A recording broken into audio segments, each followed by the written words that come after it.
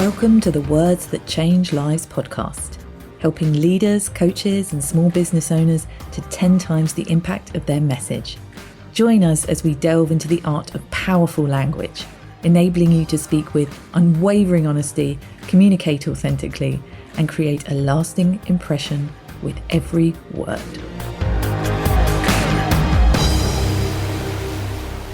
So it's safe to say that in my career, spanning from the tender age of, I was 19 when I got my first job in learning and development as a trainer. Since that age, I have had to use presentations and PowerPoints in most things that I have done. Whether that be a training program where I had to train people in a classroom and I had to use PowerPoint to help them move from one part of the learning to another, or whether I was giving presentations myself, helping other people deliver presentations, giving keynote talks, training people to deliver keynote talks, presentations and slides within those presentations has been a focal point of my career. And I have used those sorts of slides and tools in my career in various different ways across the time span. And nowadays, I really do help people to look at those things differently. And in this episode, I am going to share with you how you can really enhance the impact of what you're saying by ditching dull, boring, dry, data-driven presentations and take on board these 5 tips that I'm going to share with you today.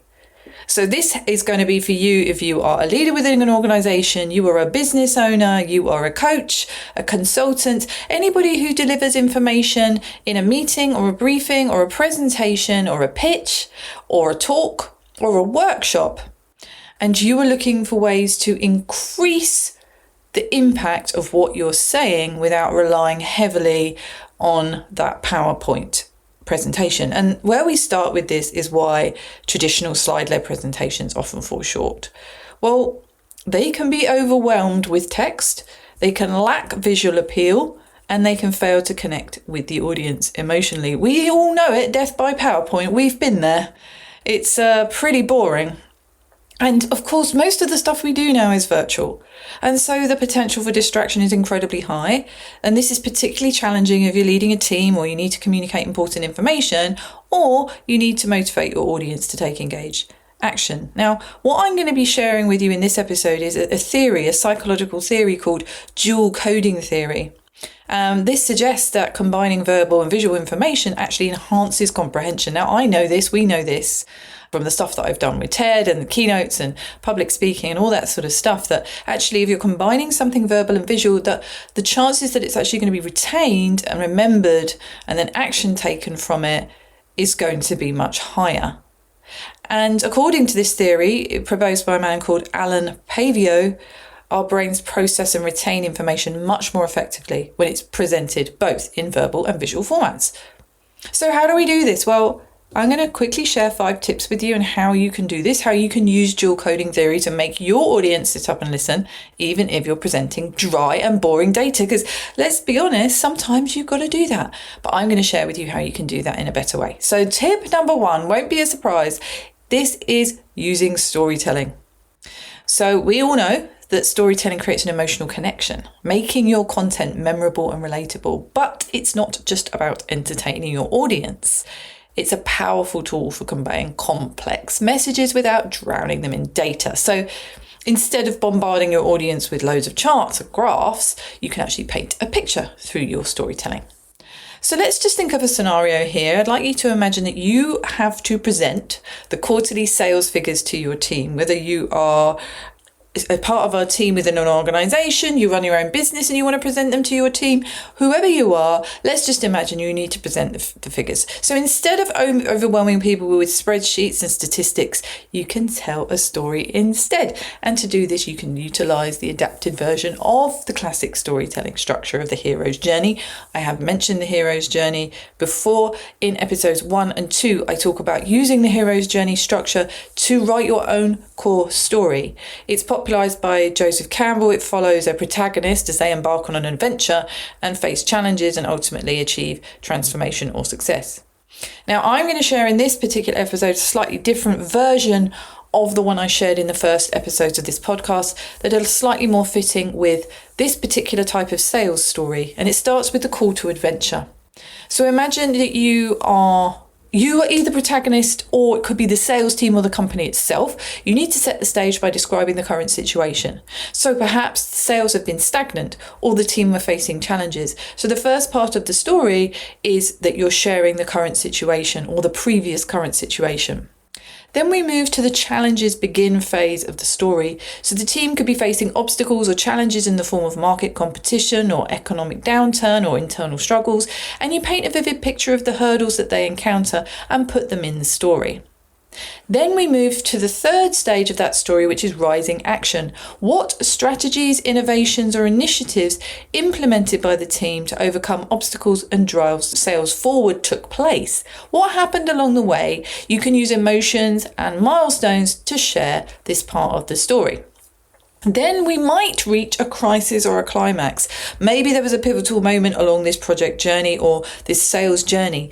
Was it a make or break deal? Was it a breakthrough in the marketing strategy or a significant client win? If so, what was it? What happened at that crisis or climax?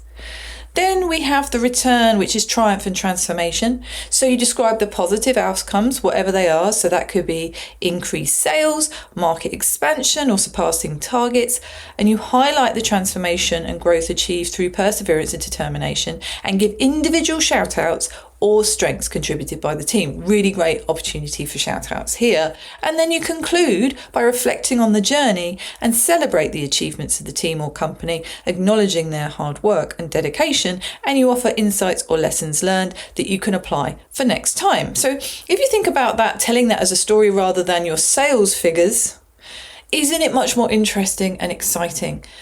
And by leveraging storytelling here, you can humanize your data. You can make it more accessible and compelling, and your audience isn't just passive in receiving the information, they're active on the journey. Let's look at tip 2, and this is visuals.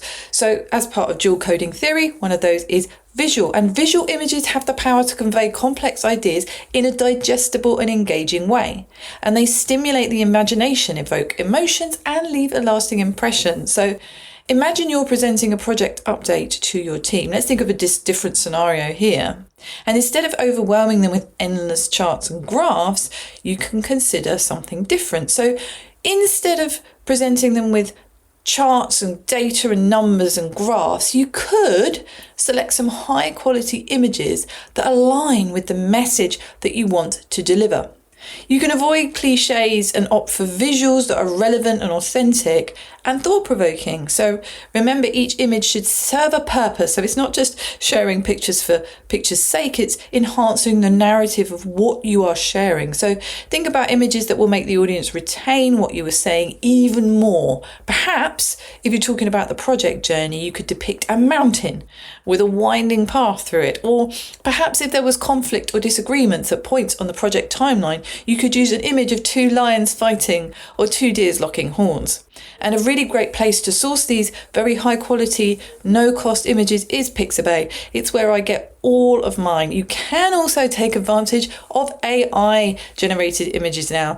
Use DALL-E, which is associated with ChatGPT, to create images that you want to create, and it does come up with some pretty phenomenal results. Tip 3 is to use acronyms. Now, imagine you're trying to share the key components of effective communication. Now, this podcast is all about effective communication.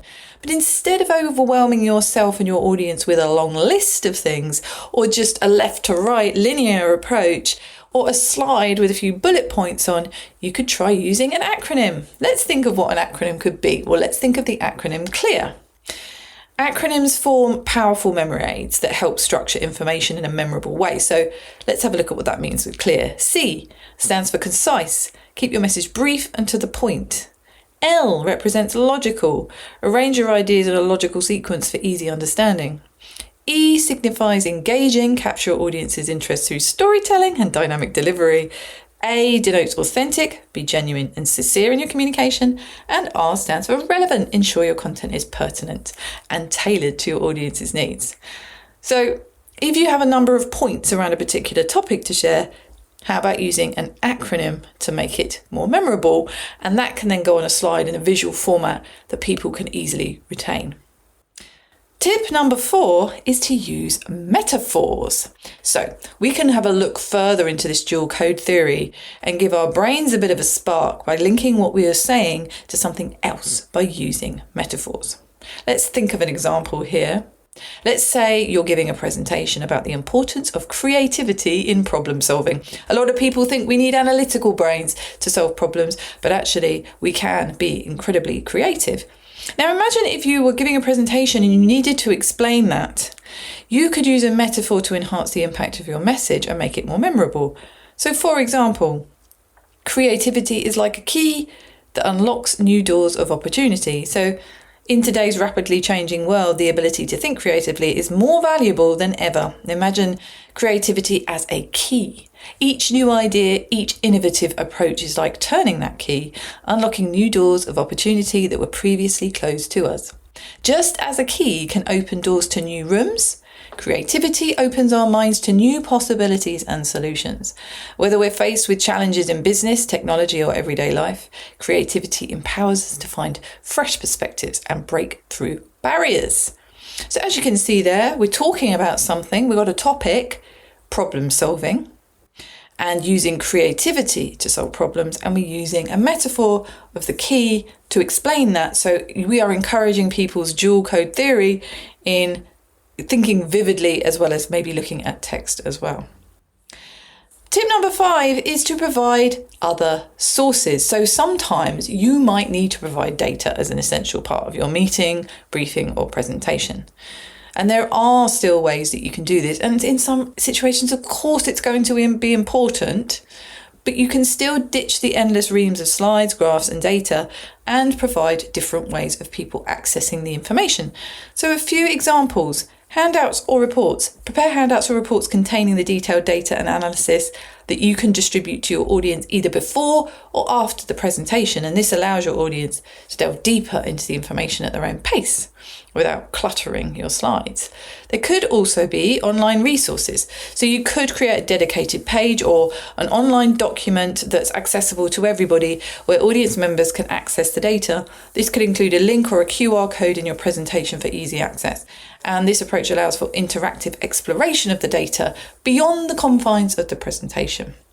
Also, a good old-fashioned follow-up email is really, really useful. You can just send an email to your audience after the presentation, including the attachments or the links to the data, so that everybody's got that and they can refer back to that if needed. There are lots of interactive data tools, visualization tools or software that allows audience members to explore the data themselves during or after the presentation.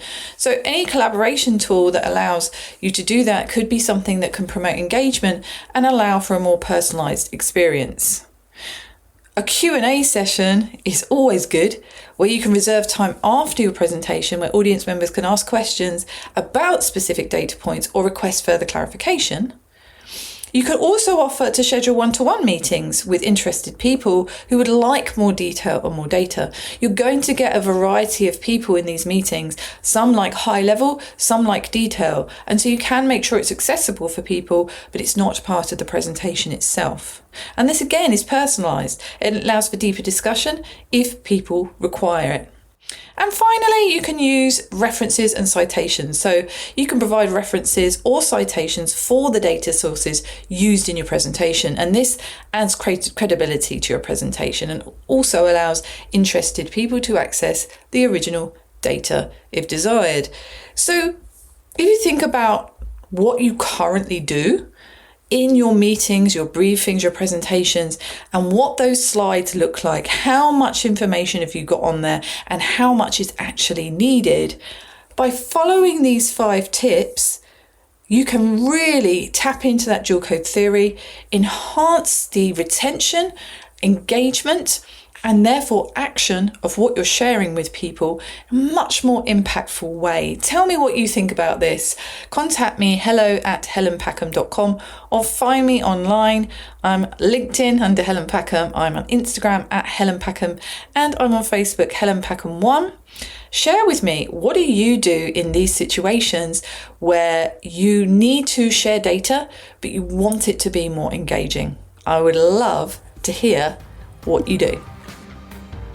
Thanks for listening to Words That Change Lives. Please rate, review and follow on Apple Podcasts or wherever you listen to your podcasts. It really means the world and helps me to reach more people so that we can all harness the power of our words and change lives for the better.